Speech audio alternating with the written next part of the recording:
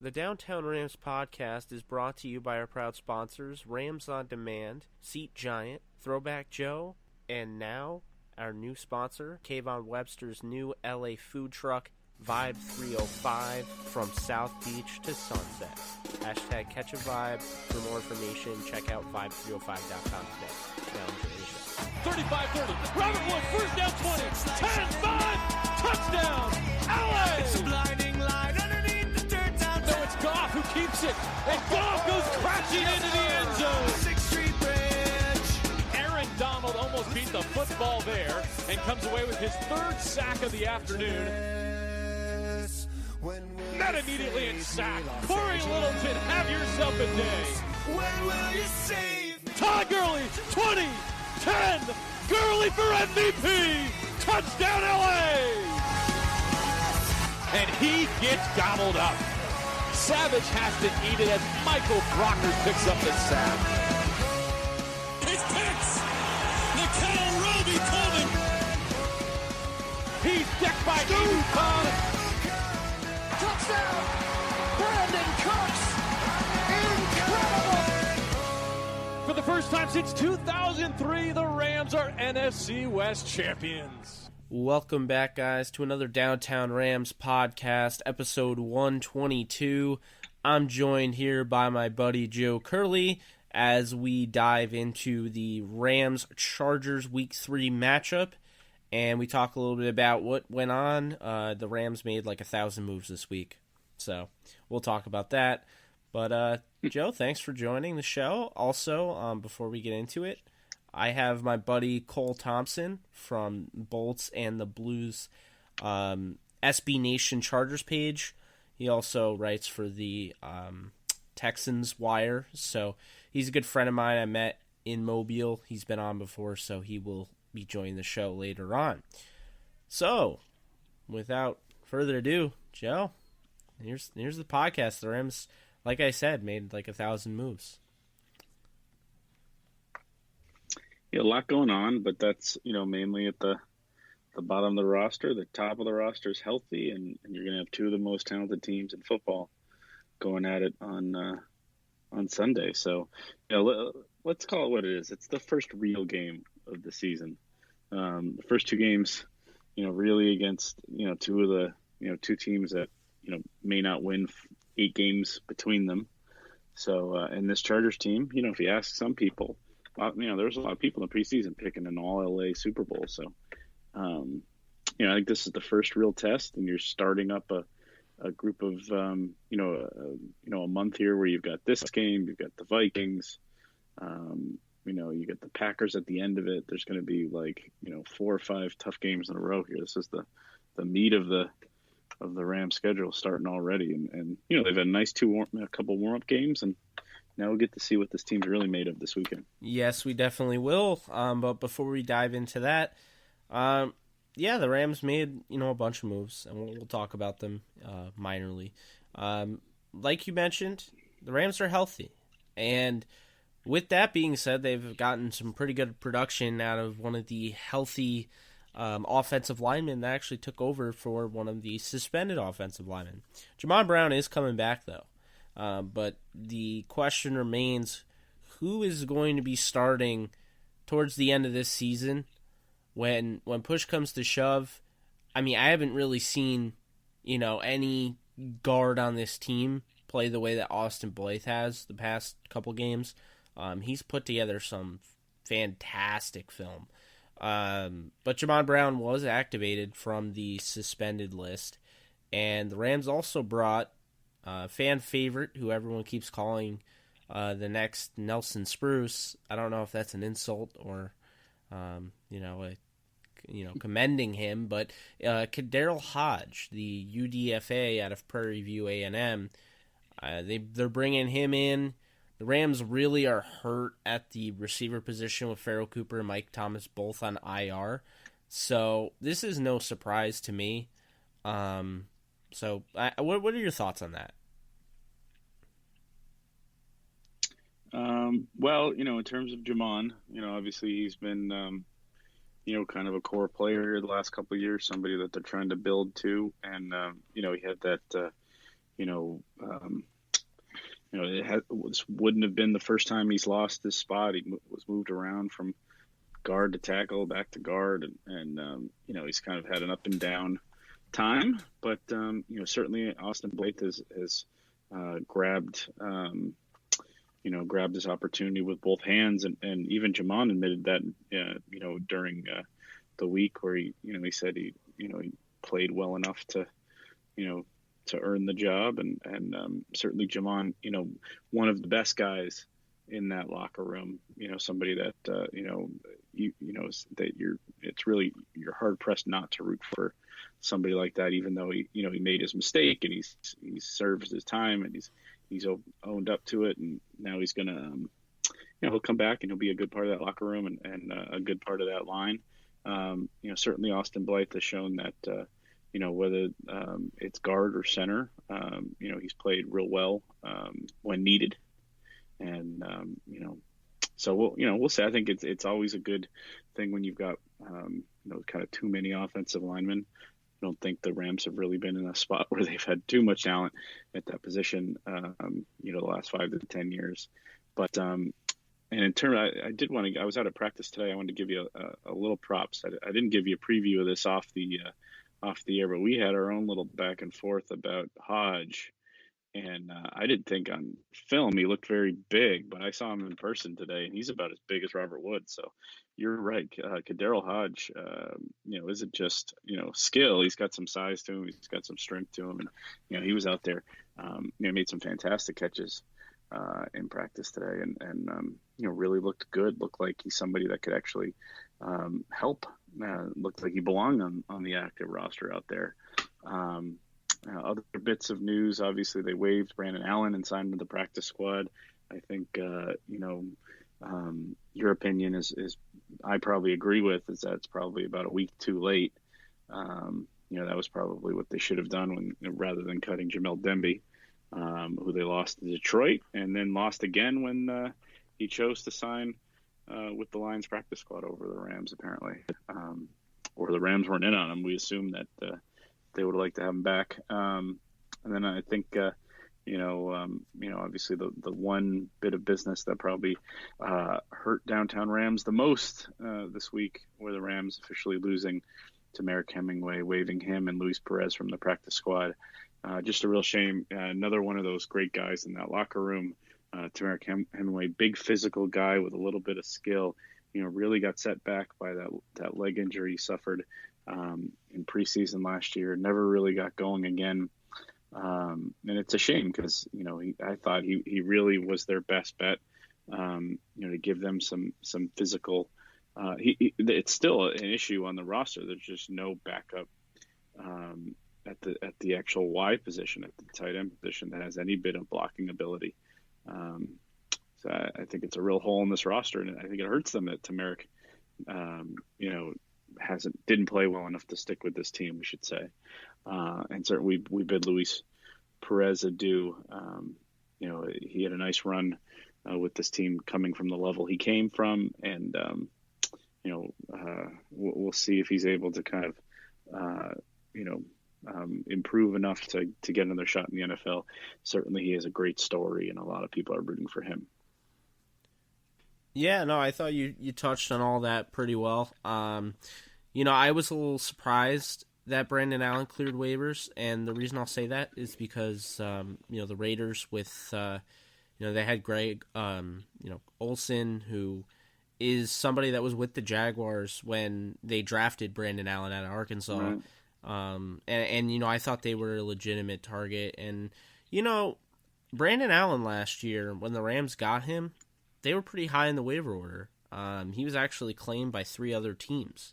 So, I thought, or 3 other teams put a claim on him.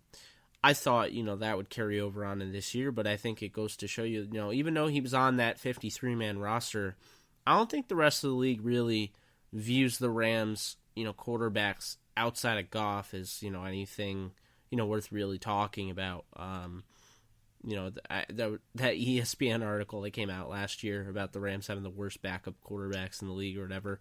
I could see it, but I think, the reason he was available is because of his lack of, his lack of opportunities in this league, period. I mean, you have to talk about the fact when he was in Jacksonville, he had a legitimate opportunity to start. I mean, at one point, he was the only quarterback, looking to play week 1. I believe Bortles suffered an injury last preseason, and they weren't certain he was going to even play. And then once he decided they decided he was going to play, they ended up waiving Brandon Allen, and then they tried to get him back on the practice squad and re-sign Henny, and in a questionable decision to say the least. And then they lost him, and they weren't very happy about it. But they didn't go and retain him again.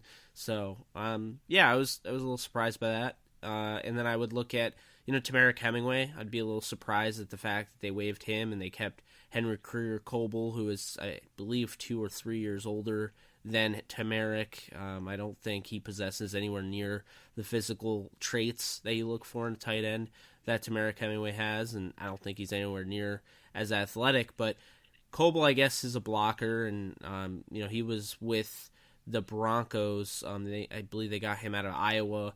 When Wade Phillips was there, so I guess he's one of the guys that maybe Phillips liked. Watching him in practice or something that caught his eye because. That's really the only connection there. As far as Luis Perez, the writing was on the wall. I felt like they'd keep him until a quarterback option came up to par, and sure enough, it did, and that was Brandon Allen. It was their own guy. Had Brandon Allen been claimed, I don't think they signed Luis Perez back, though. I will say that, and I was really interested to see if Brandon Allen was claimed, if they would have made a play for Paxton Lynch, who's still not on a practice squad or a roster. And I've already flirted with that idea. And then, lastly, to close this little segment up, Jamil Demby, I totally understand where he's coming from. He's got a coach with the Lions, former coach at Maine. He's with the Lions, so he's there's familiarity there. And I'll be honest with you, if I was Jamil Demby, I would have done the same thing. Because maybe it's just me being stubborn or bitter or whatever. But bottom line is, if a former employer lets you go, and then they want you back, and maybe you found the right peace of mind at your next job, you're not going back to that former employer. I can tell you I wouldn't right now, knowing my last former employer that let me go. I would never go back there. But yeah, I totally understand Jamil Demby, and I think the Rams made a mistake, and I think they realize that now. And even furthermore, they they got Aaron Neary back, who I was pretty excited about, and he got that. I think it was a DUI or DW. I always forget. It was really a bad situation because it wasn't just a DUI. He was there was property damage. He's really lucky he didn't hurt someone. So that's there. Well, you reported that, right?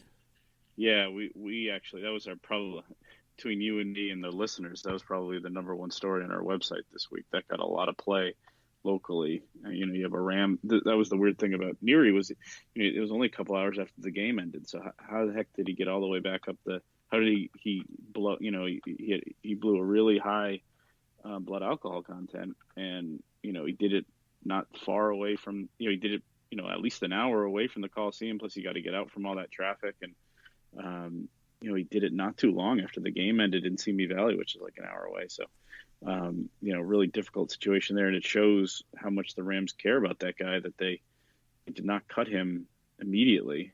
They chose to back him and say that they were going to get him help, and showed that I thought Coach McVay really handled it interestingly, because he said it was a learning experience, not just for Neary, but for the whole organization. Really, So,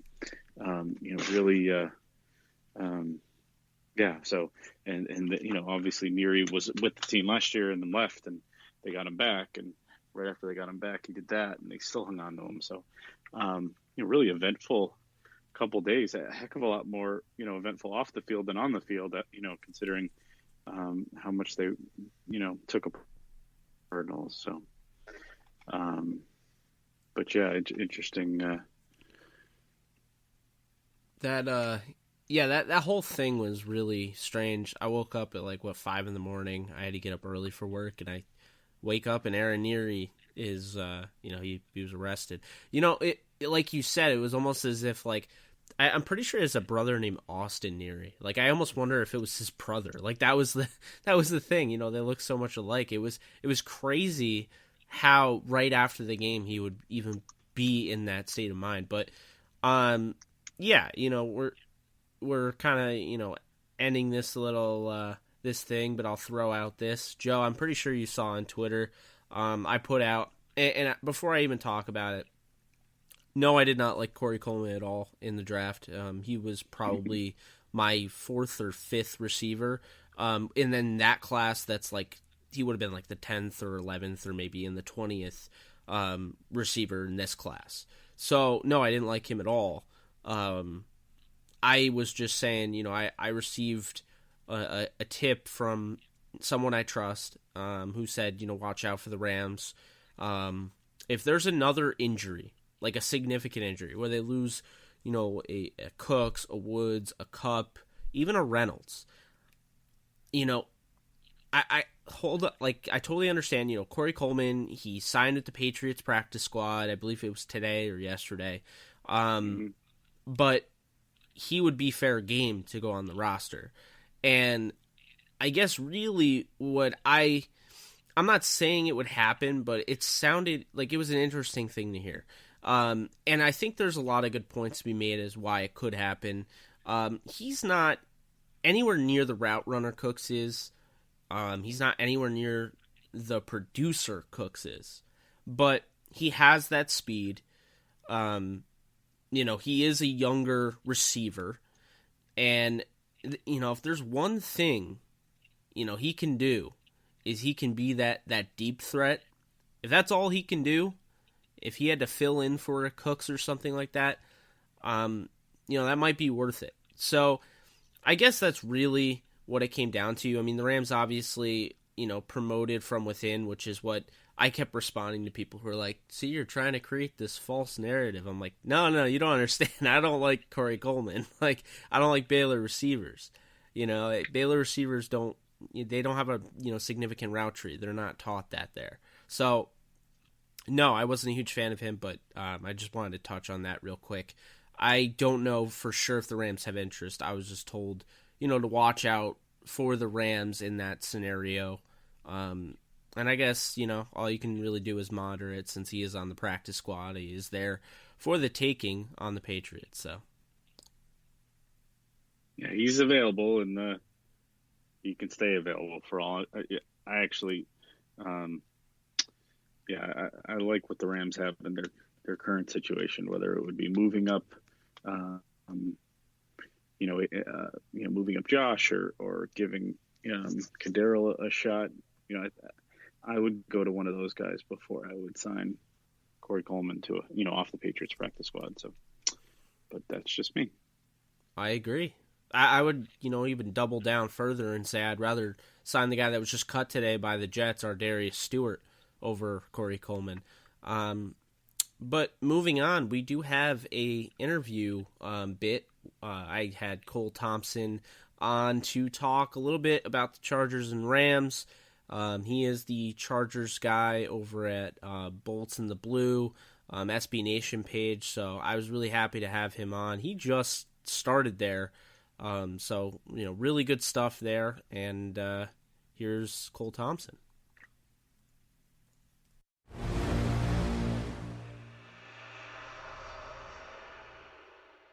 All right, guys, joining me on the Downtown Rams podcast, he's my buddy. He's been on before. Cole Thompson, how's it going, man? I'm doing great, man. I'm hanging out in Houston, a little muggy, a little hot, getting ready for my own stuff that I have to do for the Texans stuff. But I'm going to talk a little bit of Chargers-Rams football. This is going to be a very exciting game. It's a game that's really going to kind of decide possibly a change of scenery in the city of Los Angeles. The Chargers are still trying to find an identity out there. But both those teams are really looking strong. Even though one record is 1-1, it's a loss to a guy who is literally expected to become one of the next great quarterbacks in the system. So every once in a while you lose those games. But I think it's going to be a very solid game, and I'm doing great. How about you, Jake? I'm great, man. I think this is the game that Rams fans are waiting for. I'll just tell you that right now. I mean, it's great and all when you go into Oakland and you start off a little slow and then you take over in the second half, you win by 20. It's great, knocking around a division rival. But eventually that gets kind of old and you want to see, how great really is this team. And I think, right now they're being considered the top team in the league by many. And I think that's very fair, but, a human element kind of wants to see what they can do against a legit opponent like the Los Angeles Chargers, like the Minnesota Vikings, and they have those two games upcoming. But this show is going to be about really breaking down and looking into this matchup, the Rams and Chargers, the battle for LA. I don't know if you can call it that, but it's still pretty exciting nonetheless. It is, and the big thing is that both these teams are still very new to the city. With the new stadium being built in the upcoming years and them having to share the facility, it's going to be a lot of a chance to really renew this rivalry in the city of Los Angeles. Even though the Los Angeles Dodgers and Angels don't have a major rivalry when you break this down in baseball, they still have a side that teams pick on, and they end up sticking with them and sticking to their guns. The Chargers have a lot of fans still really upset about moving away from San Diego, a market that they were very comfortable in, where the Rams needed to get out of St. Louis. So this could be a matchup that could finally sway Chargers fans that the move to Los Angeles was a very smart idea, and the move away from St. Louis was an even better idea for the future. Yeah, I mean, the Forbes list that just came out for the Rams, I think it was the Forbes list, they have them as the fourth highest valued team. It's pretty obvious why they moved. A lot of people don't like it. I personally, if you're a Rams fan, you're a Rams fan. I'm cool with that. I don't hate on any other fan. But, no, I think this is very interesting for multiple reasons. I think you look, across the way, you see Jared Goff in year 3, and then you look over and you see Phillip Rivers, who's a seasoned veteran, who's been consistent in this league. He's a winner, and I think... I think that'll be, first and foremost, that'll be really interesting, seeing those two clash. But then you have Todd Gurley and Melvin Gordon. One guy was drafted ahead of the other, despite the torn ACL. So that's always, interesting there. The Rams' crazy, big three of wide receivers with Brandon Cooks, Robert Woods and Cooper Kupp. And then, across the way, the Los Angeles Chargers have a lot of talent. Keenan Allen, you talk about Mike Williams if he ever gets going. I really like Tyrell Williams. And then, the guy whose name always seems to escape me, Travis Benjamin. So I think to start off with the offense, I think these are two really good offenses. I would give the Rams the edge there. But I like the Chargers. I think they have a lot of weapons for sure. Losing Hunter Henry, though, I think makes this whole season a little interesting for the Chargers. What are your thoughts on all of that? Well, I do agree with you to the exact sense that the Rams maybe have a little bit more of a better offense, but it's not because of the weaponry and the arsenal that surrounds Jared Goff. I think it's more so because of the health of the offensive line that Goff is being protected behind. In Week 1, Joe Barksdale, unfortunately, was out for the rest of the season with a leg injury, and Forrest Lamp, the team's expected right guard, still has not played in the game yet. So there's a lot of questions around him. When you look at the Rams team, they have very solid weapons, especially at the corner bookend and Rob Havenstein. And even though he's a veteran, Andrew Whitworth is still doing phenomenally as a pass protector. So I think that plays a major part. And when you look at the receiving core, you still have a very young receiver in Mike Williams trying to blend out and kind of expect himself to grow. But he is a red zone target. So when you look at him, especially last week, he was a major factor against the Buffalo Bills in the red zone. But then you have Keenan Allen who can do a little bit of everything. I really look at him as possibly the next Larry Fitzgerald who will play every single role. He can play a flanker. He can play an X. He can play a Z. He can be your threat over the top. He has good speed, great hands, and the ability to make plays in the open field. That's what's going to save this Charger. But then when you really go down to the final wire, I really like this Rams offense because of Todd Gurley, and I really like this Chargers offense because of Melvin Gordon. Both these guys have the ability to hit inside the pylon and be able to run inside the trenches, but they also have great home run threat speed that allows them to kind of make players miss at the second and third level of defenses. But at the same time, they're both really strong pass catchers and can be an extra weapon in case a pass rush is a little too strong. for the other team. So don't count either one of these teams out on the offensive side of the ball. But if you ask me right now, I do think that by a slight edge, a very, very marginal slight edge, the Rams are a little bit healthier, especially with the growth of Gerald Everett and Tyler Higbee at the tight end and the offensive line. So I do agree with you on the sheer fact that I do think the Rams offense might be a tad better than the Chargers at this moment. Yeah, and Cole, could I make the argument, I come into this game and I think I'm not as worried about Melvin Gordon. I mean, he was my running back 1 coming out of the draft, but I've kind of, soured on him and gone more towards Curley being the top running back out of this draft, within reason. But the thing that I find interesting is the emergence of Austin Eckler. I just think, somebody like him, very similar to a Chris Thompson type of back that you really always have to be aware of. And I think, somebody like Anthony Lynn coming into, this organization, he's been, a running backs coach for how many years? Like 15. He is going to get these guys, that's his specialty, he's going to get these guys the ball. And he sees talent in Austin Eckler, and I think he's been established as a legitimate, player in this league. And, with that being said, Melvin Gordon is extremely talented, and obviously you do have to look out for him. But I wouldn't be surprised if the hidden dagger is Austin Eckler. What are your thoughts on that? I actually agree with you on that 100%. I think that the way that the Chargers win this game and actually make a stand in the AFC West and just the National Football League at all is Austin Eckler. Eckler's done a phenomenal job this season so far, just proving that he is a versatile weapon. He's lined up on the outside multiple times in press coverage against running backs and been able to get catches. But at the same time, he's also able to be a solid backup weapon in the backfield for Rivers to do a dump pass off. And he's excellent after the first catch. People were talking about Saquon Barkley and how he's been able to make defenders miss at the first tackle. Eckler's done a heck of a job doing the same thing, too. So he is also a very solid weapon. And like John Kelly, even though he isn't getting the playing time that people want him to, he's done a very phenomenal job as a pass catcher. I think that Eckler is a more versatile, can play both running back as well as receiving option at the backfield. He's not a Darren Sproles where you're going to use him on a third down or even a James White, but he is a guy that you can use both on the ground and through the air, and that makes him probably that X factor for the Chargers offense.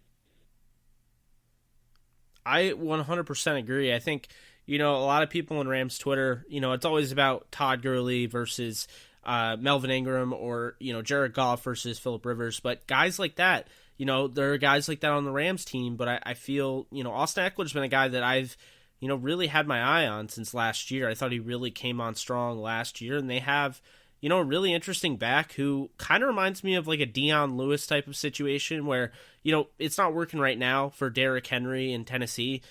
He's off to a slow start, but if they get that thing going the way I expect, it's kind of like, Derrick Henry and Deion Lewis. I kind of, view Austin Eckler. Maybe he's not the pass protector that Deion Lewis is, but he brings, a lot of the same elements to a pretty good offense as it is. Yeah, I mean, I wouldn't say he's a great pass protector, but at the same time, Lewis is just very strong because of the offense he went behind in New England, so he had to pass protect a lot. Part of the big deal for him was actually being a pass protector for Tom Brady, coming over in the offseason, signing a lucrative deal with Tennessee. It kind of gives the Titans a little bit more of an advantage with that, where Eckler was a practice squad player, had to work his way back onto the roster, make the team, and show that he was a very strong overall candidate as a multi-versatile weapon for the Chargers offense. So even though you want him to probably be a Deion Lewis type, he's probably not. I would say more James White, a pass catcher who can run the ball. He's not Rex Burkhead. He can pass protect, but he's not great at it. But neither is Melvin Gordon, which is also a major problem, especially when you have multiple offensive linemen missing time for a team like the Chargers. But I do think that he can be a very solid weapon out of the backfield, especially as a guy coming out on the dump pass, more so than anything else. And maybe he'll have to deliver a quick hit against the pass rushers, such as maybe it would be Sam and Bexum, I think it's, if I pronounced it right, or maybe even Ndamukong Suh at the middle coming up through the B gap. But overall, he's more so going to be used as a weapon as a pass catcher, making an initial block and then trying to get open, knowing that Rivers is going to have to dump that ball off to get any yardage at all. Yeah, I fully agree with that. And, I think we've pretty much hit the nail on the head with the offense. Both offenses are talented, and they both have their X factors. I would say Malcolm Brown is somewhat of an X factor, a guy that is very solid. He's not going to blow you away in one area, but he was able to have his way last week, and he was great in pass protection when Curley left the game, with some issues with cramping. But on the defense, this is the headline, for this week. Joey Bosa is not going to play. So with that being said, Cole, for my listeners who don't really follow the Chargers, I'm pretty sure, I think we're on the same page. I follow all the teams, whatever. But, say, for instance, you're talking to my listeners that don't really care about the Chargers, don't really follow them. Who should they, if there are any sleepers on this defense, who should they be looking out for when the Rams are on offense and the Chargers are on the defense? Well, if you don't know his name by now, you need to know it. It's Derwin James. That's the plain and simple point. This kid is the most versatile player in football, in my opinion, right now. He is lined up, according to Pro Football Focus, in multiple positions from anywhere in the back seven, from the outside linebacker on the weak side all the way to outside cornerback. This kid has made an immediate impact for this Chargers defense, playing that safety role that he really replaced for Trey Boston, who I personally thought the team should have re-signed in the offseason, even though they got James. James is more of a built, strong safety than he is a free safety, but they're playing him a little bit as both positions right now, and I do think that he would be much better off playing in that box role. But what he's able to do as a pass rusher is not getting enough credit. Yes, I do know that the Bills' offensive line is one of the worst in football right now, but the Kansas City Chiefs are ranked right now 6th overall in pass protection, and Derwin James was able to go up and make his first initial sack against Patrick Mahomes. This kid is versatile in coverage. He can make great tackles in the open field, and he can be a threat as a sack artist. Even though Joey Bosa is missing time, I do think Melvin Ingram needs to pick up the slack a little bit for this team, but watch out for Derwin James. This kid is the talented player of this defense, and honestly, he could probably tie up with Bosa about being that face of the defense long term. It's pretty crazy with, what the Chargers have been able to do. Drafting a guy that I really liked in the draft with Uchenna Nwosu. They get Derwin James, who was a huge draft fan favorite. Everyone seemed to really know his name. So like you said, if you don't know his name, you should know it by now. Kaiser White, somebody that I thought stood out at the Senior Bowl we were at, Justin Jones. So, they got a bunch of these players. And I think, already, I felt like their secondary was one of the best in football. I know everyone likes to talk about the Rams, with Marcus Peters and Aqib Talib and Nickel Coleman and Sam Shields, and that's great. Coming from a Rams fan, they have a really nice secondary. But this is going on now 2 years. People still aren't talking about the Chargers secondary enough. They had the number 1 graded player by Pro Football Focus at the cornerback position in Casey Hayward. Desmond King was an absolute stud coming out of Iowa. You talk about Trevor Williams. Obviously, I know they spent a first-round pick on Jason Verrett, and he hasn't really panned out due to injury. But when he's on the field, he's been awesome. He's not going to be playing this game because I believe he's out for the year. But they also have Jaleel Addae. They have Derwin James, like you mentioned. Rayshawn Jenkins out of Miami. How good is this secondary? Do the Rams legitimately have to be worried? Because I look at the secondary and I think this is the biggest test for Goff so far. He has not seen a secondary this good. Well, you're right on that part. He hasn't seen a secondary this good. When you look at the first 2 games, you're still getting a budding cornerback in Garyon Conley, who I think will turn it around for the Oakland Raiders. Besides that, they're kind of dealing with more veteran talent, Reggie Nelson, Marcus Gilchrist, Rashad Melvin at the other cornerback position. And then we go to Arizona. Patrick Pearson is still an elite shutdown corner. Buda Baker is a growing safety. But outside of that, Trey Boston did not have a good game in coverage. He wasn't able to make the plays that everyone expected him to. He had a rough start in that new 3-4 defensive packaging that he had to move to, especially coming over from Carolina in a 4-3 his entire career under Steve Wilkes. So with that in mind, it's a lot of things like that where I do think this Chargers defense, especially in the secondary, is the best he's seen. But when you also look at it, there's still plenty of holes in it. Trevor Williams hasn't people expected him to kind of fight for that nickel formation cornerback with Jason Verrett and Desmond King, but instead now he has to play on the outside, allowing King to play that solo nickel formation guy. But overall, this is the best secondary that he will see. Jahil Dean is playing out of position. He's playing a free safety. He probably should be playing a strong safety. Has no business being there. Derwin James has stepped up, taken over the slack, kind of really picked up this team and allowed them to be a more versatile weapon. But then you have Casey Hayward, who has never gotten the respect he deserves.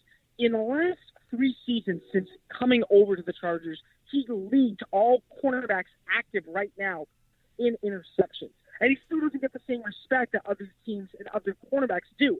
Part of it is because of the lack of production that we've seen from the offense of the Chargers over the last years and the lack of them making the playoffs. Other part of it is just because of his size. People aren't really thrilled with him having to make those plays. But overall, when you look at this matchup, especially with guys like Brandon Cooks, who's playing on the outside, even though he is a vertical threat, smaller guy, matches perfectly with Hayward. You look at Williams, kind of a bigger, lankier guy, matches perfectly with a guy like Robert Woods. Then you look at Cooper Kupp, a very quick twitch, kind of in the slot, slant, curl route, flag route type of guy, matches perfectly with Desmond King. Goff is not going to be able just to lob passes up because these are definitely great defensive backs who have the ability to read quarterback's eyes and make a play on the ball before the ball ever gets there. But overall, I do think that this, even though this is the best secondary that the Chargers maybe have had out in years, and the best secondary that Goff will see this year, it still kind of falls inside the category of, is Goff going to actually have a challenge? I'm not totally sold yet that this secondary is better without Verrett out on the field. I would definitely agree with you. I think Verrett allowed them to do, even more. When you have Trevor Williams out there as your fourth guy, you're deep at corner. I would say that, the Rams are still able to go, punch for punch, especially with their secondary. I think you have a young stud that I've completely whiffed on coming out of the draft in John Johnson III. I mean, I thought he absolutely balled out last week. I was so wrong about him. They took Mo Alexander, who it looked like he was going to end up signing long term. It looked like they found him, former 4th rounder. He was a janitor, and then the cool story of replacing Rodney McLeod. I thought they found a steal in him, and now they end up cutting him last year. John Johnson III takes over. I think he's played very well. LaMarcus Joyner's off to a slower start this year, but he had a phenomenal season last year in his first year as a safety. I think it's definitely going to be, a fun game overall, a lot of defense, a lot of offense.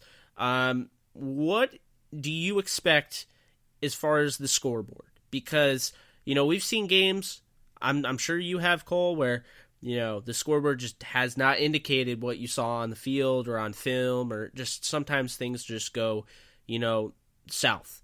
Where do you see this game ending up on the scoreboard? I don't really know on this one, Jake, to be honest. This could be one of those games where you just kind of flip a coin and say, all right, whatever happens, happens. Because if both these teams are in a position evenly matched to really make a statement, and both these teams at the same time are in a position to where if one of them ends up playing a little poorer than the other, it could be that one mistake that ends up giving the other team an advantage. When you look at this team, especially on the offensive side of the ball, you have a very healthy offensive line in a guy in the Rams where you have a little bit more of a depletion trying to figure out if Michael Schofield Sam Tevin's going to have to play the right position, or Forrest Lamp is going to be able to make an appearance, maybe play that right tackle, maybe play right guard. Still trying to figure it out. But at the same time, when you look at the Rams' arsenal, and especially what Jared Goff has done in the past 2 weeks, especially progression with this team, I'm very excited to see what this Chargers secondary is going to have to do against them, but also if this Rams team is legit. I appreciate what people are saying about the Rams about being a very top-caliber team, but let's be real for 5 seconds and pump the brakes. They played against, first off, 2 brand-new head coaches. I don't want to hear a damn thing about what John Gruden did in the past. He is a new coach. He hasn't coached in over 12 years. He's coming back to coaching in a new offense where a lot of people are trying to change into a more hyperactive, very high-tempo style. And that's not Gruden's style. He's still coaching in the same 2004-2005 method. That's 2018-2019 method. Then you had Steve Wilkes, a guy who's a defensive coordinator for one season, kind of like Vance Joseph, gets a decent production out of Miami or for him in Carolina, and then gets a head coaching job because of it. Both those games were never expected to be major losses for the Rams. They were expected to blow those two teams out. This is the real test under Anthony Lynn, and especially for Sean McVay proving he can take this team to the next level. Overall, I do think that the Rams have a little bit more of an advantage over the Chargers. I'm going to give it to the Rams this week. They're staying perfect. Probably going to be a close game. I really, really like John Griffin being able to put that ball deep into the Chargers end zone to be able to pin them back, kind of have to make them start at 12 to 15, to 10 to 8, multiple times, even if they do have to go ahead and play at the 50-yard line and have to punt it. But overall, I think that this Rams team still has the advantage just because of the healthiness of the offensive line. I'm going to go Rams, and I'm going to go with them 38 to 28, about 10.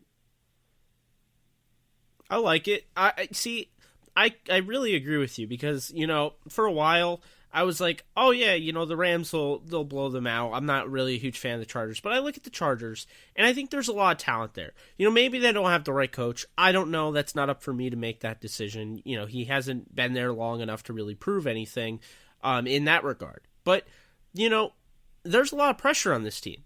Yeah, I mean, the Raiders don't look that great. The Broncos, they look like they could be something. They have a defense. Case Keenum's not afraid to make plays down the field, good and bad. But they're aggressive. I wouldn't be surprised if they're fighting for a playoff spot later on in the year. And most importantly, you got big old Patrick Mahomes, who's coming off his 10 touchdowns over the last 2 games performance. Well, you can imagine that the heat is on for them. And sometimes, not sometimes, Cole, you really find out what a team is when push comes to shove, when your backs are against the wall and the pressure's on. And we're about to find out how good this Chargers team really is because, and I'd say the same thing with the Rams. I was going to say, I think that we're going to find out how both these teams really are because the Chargers lost in a very tight game to a very talented up-and-coming quarterback where the Rams are still looking for a very serious, very solid first win, even though they're 2-0. Yeah, you beat the Bills, and I mean, it must kind of stink in a way. You dominate a team, but it was the Bills, so it doesn't matter. Well, that was their first win of the season, so it does matter. So we'll see. I thought they did a nice job of responding to Patrick Mahomes and the Kansas City Chiefs. They made a game out of it. I mean, that game looked like that was going to go. That was going to be like a 50 burger on them. You know what I mean? Like that did not start off the way they wanted it to. But I thought, they did a nice job and made that a game. And I thought at one point, wow, the Chargers could actually end up winning this game. So, yeah, I mean, you really don't know. The Rams, in my opinion, I think they have to win this game. They'd go 3-0 for the first time since I believe it was 2001, which is they went 2-0 for the first time since 2001. So, it would be new territory, but it'd be them pretty much setting the tone because they got a huge game after this on a short week, and they're going right to their home stadium, and they're hosting the Vikings, who destroyed them last year. But fun fact, the last time the Rams played the Chargers, even before Russell Wilson threw that slant, missed Ricardo Lockett, and threw it to Malcolm Butler in the Super Bowl, it was actually a Sean Hill interception the same exact way that won the Chargers the game against the Rams the last time they played, right on the goal line. So we'll see if anything changes there. The Rams and Chargers for years have always played each other tough. I don't understand it, but even when the Chargers were much better than the Rams, this has always been a pretty close game. So I'm looking forward to it. Going to be a very good game. Going to be very solid overall in both performances. We're going to see what the growth is, especially for the Rams under 30 quarterback Joe. See really if he is a legitimate deal, not just a game manager, but a legitimate pocket passing style can take you to the championship type of quarterback. And the biggest thing also is we're going to see how much Phillip Rivers has in the tank. This is a younger defense that he is going against, even though you still have a little bit more of a veteran presence in Keith Talib. You have younger guys kind of growing up and who are going to be in that system for a very long time. Aaron Donald, Marcus Joyner hopefully resigns, John Johnson. Marcus Peters is only in his 4th year in the NFL. So with all that in mind, this is a young Rams defense that is built to win now and built to win for a very substantial amount of time in the future. And that could mean that Tom Telesco has to think about possibly finding Phillip Rivers' heir very early on in the upcoming draft in 2019. I totally agree. And this is, this is the opportunity. You talk about, all the mainstream media talking about the Rams. Well, they don't really have any weaknesses in any area. And then everyone points to the linebackers. Well, if you stand out in a game like this, a lot of people are going to be watching. This is one of the biggest games of the week, Chargers versus Rams. And, if you see a Samson Ebukam go off in this game, or you see a Corey Littleton, or, say, Dom Easley playing the outside linebacker spot who just got placed there to start the year, I mean, that's how you really silence the critics. So I think there's a big opportunity for somebody like Corey Littleton to really make an impact in this game and kind of, start becoming a household name, which I believe he will end up being. Yeah, I definitely agree with that. I definitely think that the Rams have some linebackers that could. I'm going to watch for Micah Kaiser, see how much of his role is affected in this game. Overall, I do think that if one of them stands out, it kind of lowers the crowd's expectations and kind of puts more of a success rate for Los Angeles moving forward, especially the Rams, especially in that 3-4 Wade Phillips defense. I agree, man. Hey, thank you so much for taking the time. And before you go, Cole, let my listeners know where they can find your content. Yeah, anytime you want to check me out, just go to @MrColeThompson on Twitter. I write for the Texans, covering Texans Wire @TheTexansWire, and I cover the Chargers for Bolt from the Blue at SB Nation. That's BFTB Chargers, or also boltfromtheblue.com. All right, man. Well, you guys go check that out, and Cole, thank you so much. It's always a pleasure, and we'll be in touch. Hey, thank you, Jake, for having me on. I can't wait to talk to you, and I'll hopefully see you in January. All right, guys. Hope you guys enjoyed that interview. That was me, and that was Cole Thompson. He's a busy man. Joe, I don't know if you've ever spoke with him on Twitter or anything like that. Very knowledgeable, someone I met at the Senior Bowl, knows pretty much every team, and he always gives some really good insight. And, man, he's all over the place because, he writes for the Texans Wire, he writes for the Chargers SB Nation page, and he works for the Houston Astros. So he is all over the place, nonstop workaholic. So always respect him. It's so funny. I literally tried to find him on Twitter, and I saw the first one that came up that I looked at. It's all this Astro stuff, and I was like, "That's not him." And I moved on. And he's doing that. So that literally, yeah, there it is. Chargers and Texans wire. I missed it because of the moment I saw Astros, I moved on. All right, so I'm giving him a follow right now. There, you earned that follow. There you go, at Mr. Cole Thompson. But he already told you that for those of you who are listening. So, yeah. So I really enjoyed that interview. He's a buddy of mine. Like he said, I hope to see him next January this upcoming January because. Man, he's busy, and I totally can understand if he can't make it. But with that being said, we hit the Rams and Chargers preview, and we're going to hit it hard. Joe, I think when we are at our best, it's when we are analyzing, the games that have happened.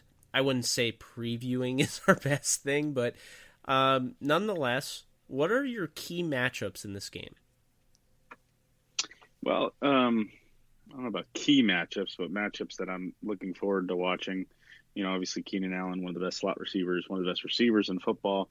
See how this Rams secondary, adjusts to him, whether it's Marcus Peters, whether it's, go with maybe this, you play nickel and you get Nickel over him or something. I think really going to look, looking forward to, seeing really, I'm really looking forward to just seeing this team pushed. I mean, really, beyond the Raiders' game plan.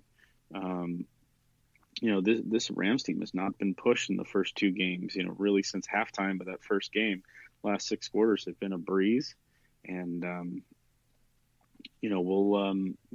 looking forward to seeing, what this team does when it's, it's got equal talent or close to equal talent on the other side of the field. And you get to see Old Man Rivers go up against New Money Jared and see how that kind of, New Money Jared.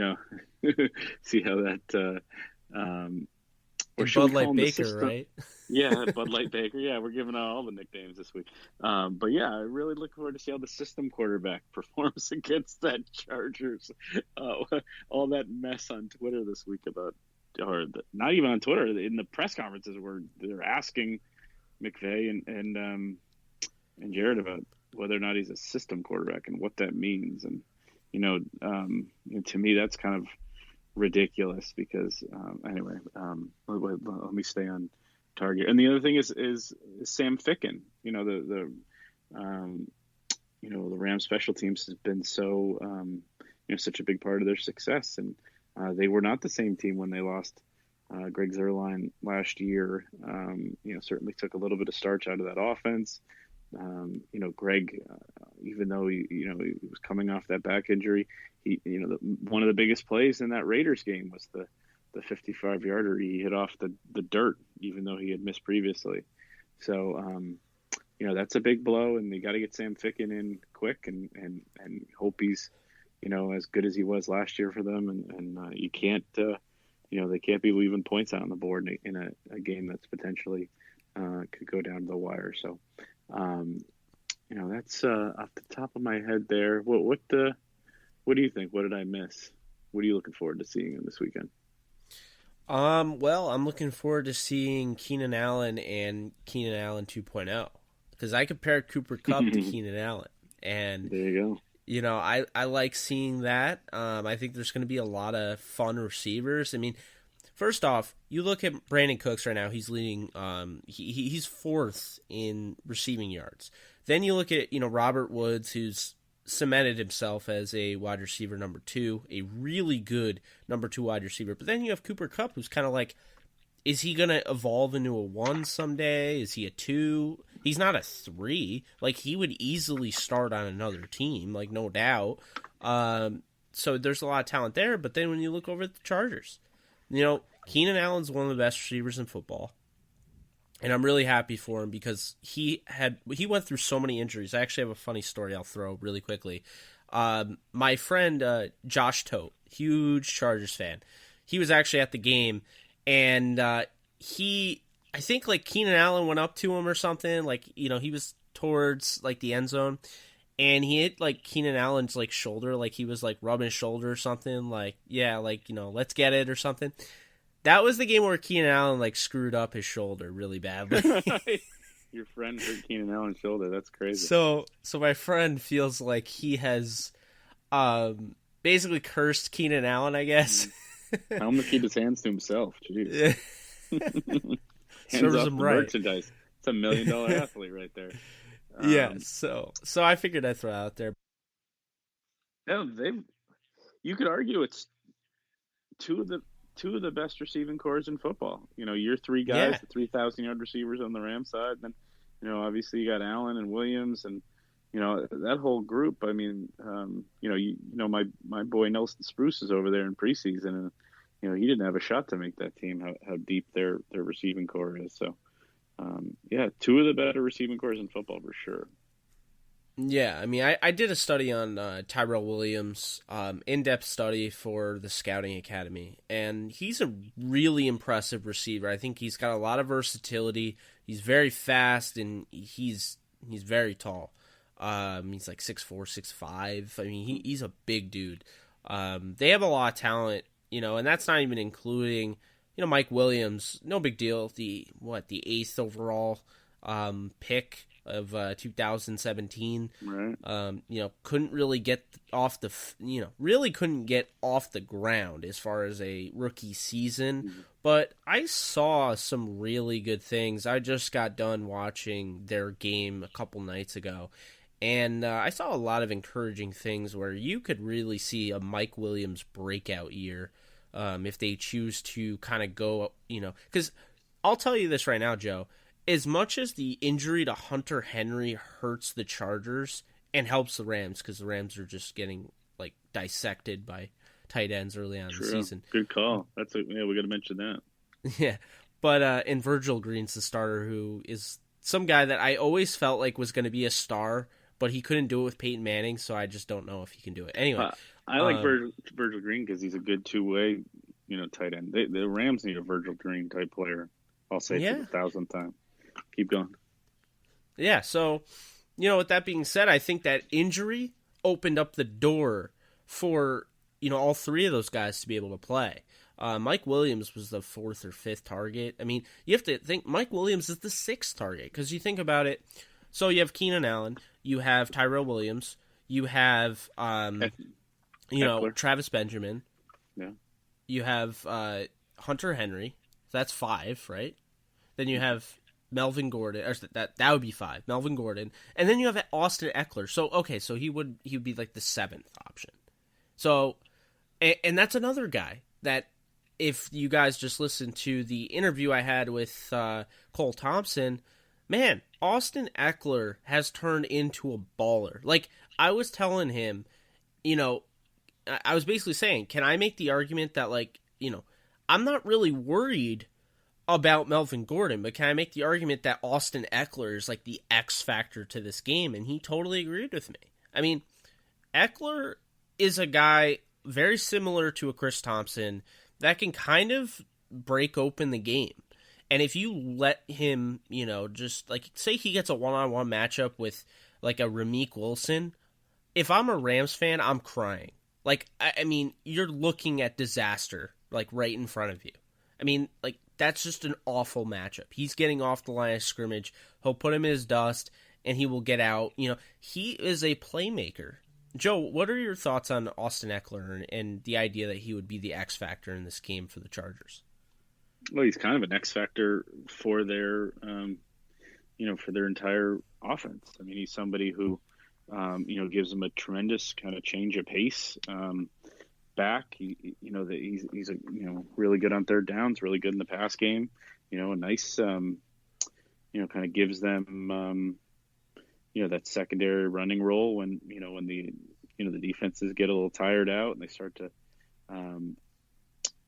their concentration goes elsewhere. You can hit them with Eckler on a counter or something in the pass game. They really you've seen around the league these smaller, quicker backs do a lot of damage, especially when they don't have to carry the load. Let's look at what Philip Lindsay's done in the first couple of games of his career in Denver. Obviously the Patriots make a meal out of those type of players year after year after year, from Woodhead down to James White in the Super Bowl to even Rex Burkhead now. They've got a lot of you see these type of players make huge impacts on Sunday, especially when you've got somebody like Melvin Gordon who's going to be carrying the load and taking a beating. And it's another thing that we've talked about. It's kind of that role that I think Cooper Kupp, it's not the same sort of role, but that third receiver, I think he runs a lot of those routes. You see, it's really what the Rams sort of do with the jet motion stuff, and they're able to kind of take advantage of the defense in those ways. But you'd love to see an Austin Eckler type player, flourish with the Rams. You wonder if somebody like Kelly, if he can get himself active, can have a role like that. I should mention also that I think Malcolm Brown has looked better this year. I think he's looked quicker. He was really slow the last couple of years, and I think he's done some of these. Maybe he's lost some weight or done a little, different sort of explosion training. But I think he looks quicker. Aaron Donald training. Yeah, maybe. I mean, do you agree? I think Malcolm Brown looks very good. Maybe he sees that his role is maybe slipping after they've drafted John Kelly, and it's such a great role in the preseason. But Rams backfield looks a lot better than it's looked in previous years with both those guys.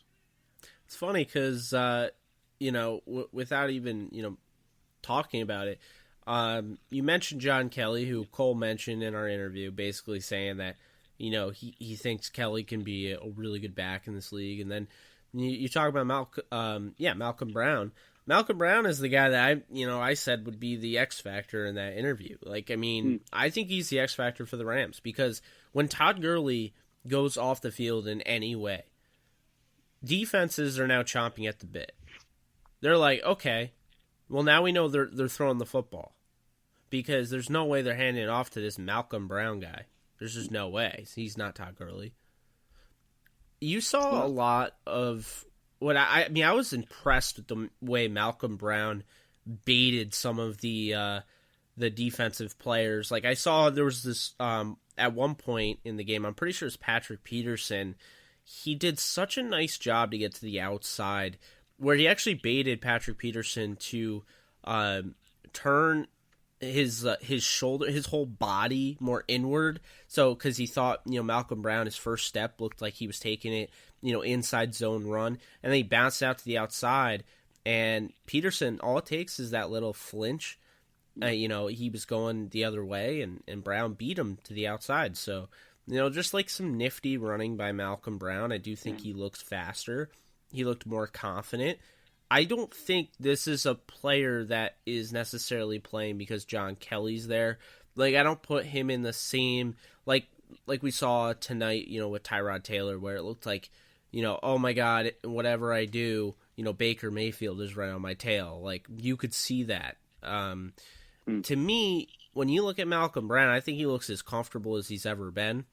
Yeah. I think you saw he knows his role. He knows the team is very fond of him and his pass protection, which we always talk about.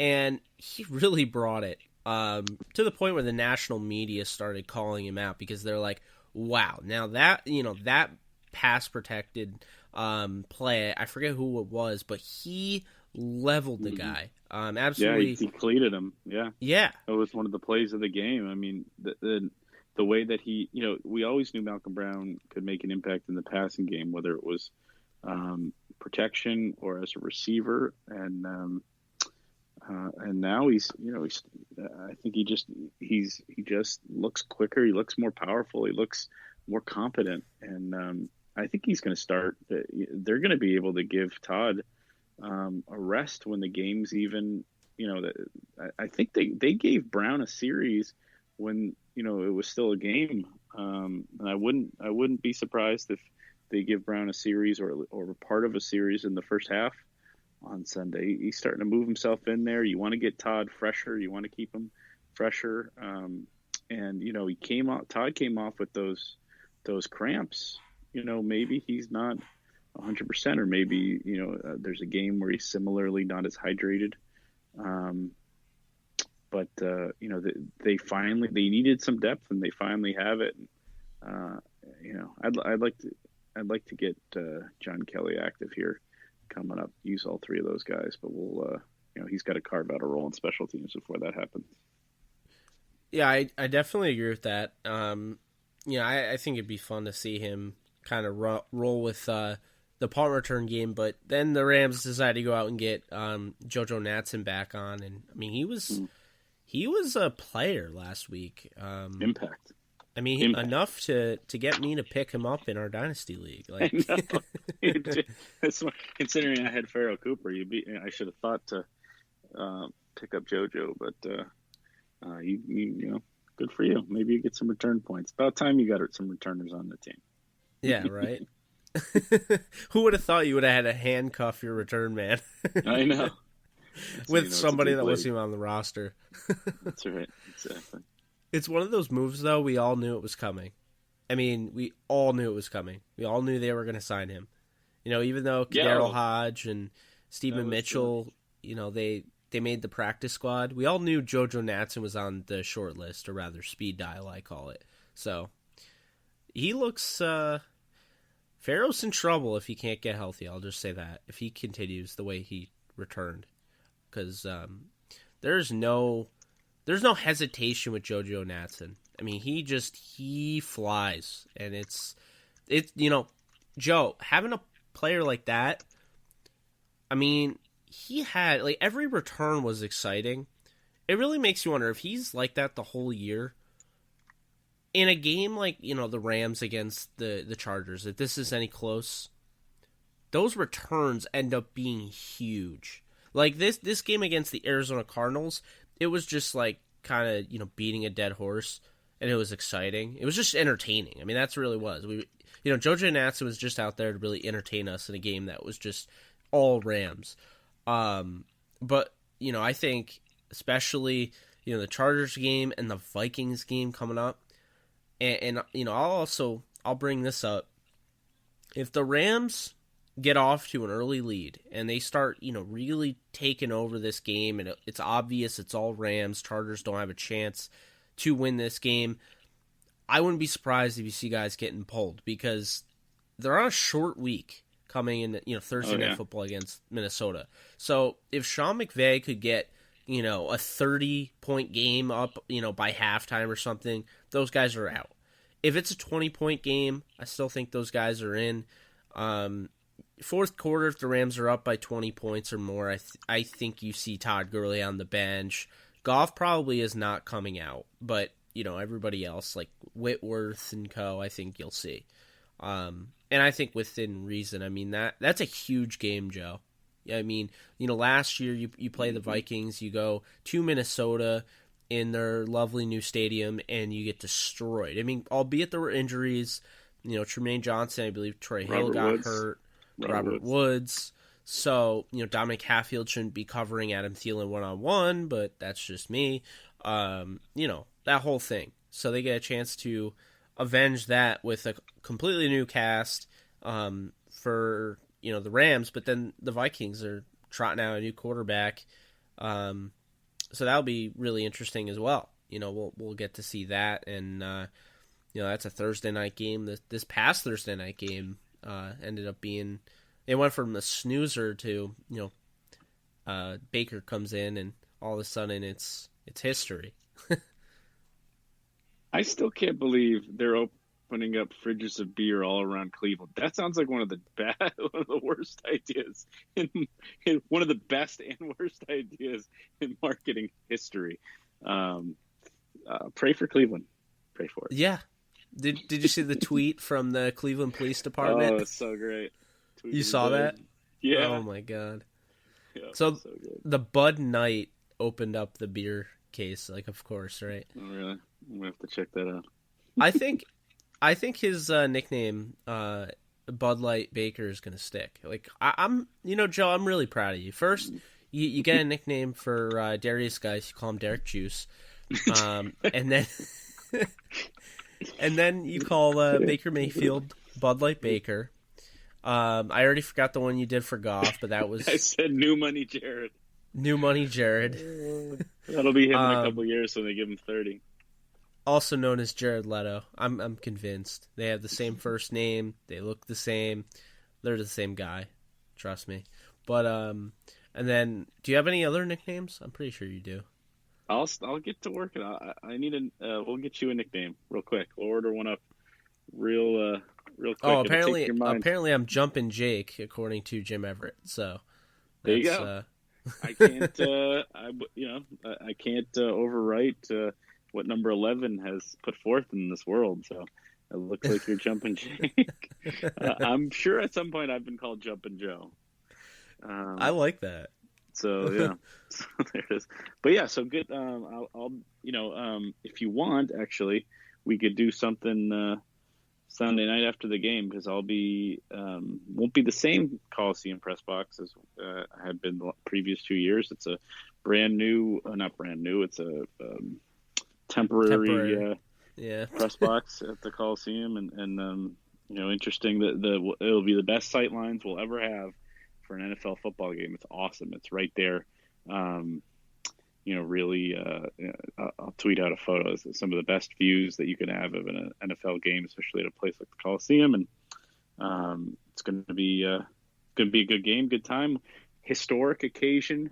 The first fight for LA regular season game, and and they're two great teams. So looking forward to seeing what the Rams look like challenged against a good opponent.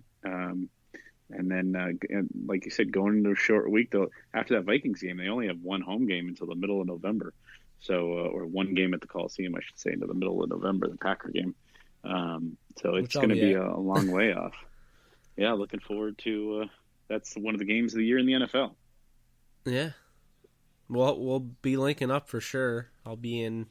For those of you that are trying to meet up, I'll be in California, I believe, from the 25th to the 31st. Although 31st, I fly back to upstate New York, so probably the 25th through the 30th is best bet. So just if you want to reach me, be sure to DM my Twitter, and Joe, we'll be getting some Vibe 305 and supporting that that cave on Miami.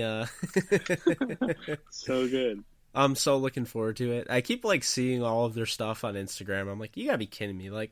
I'm over here in New York with nothing like that, and yeah, we won't even get into that. But we will find you some Vibe 305 for sure. I'm looking forward to it.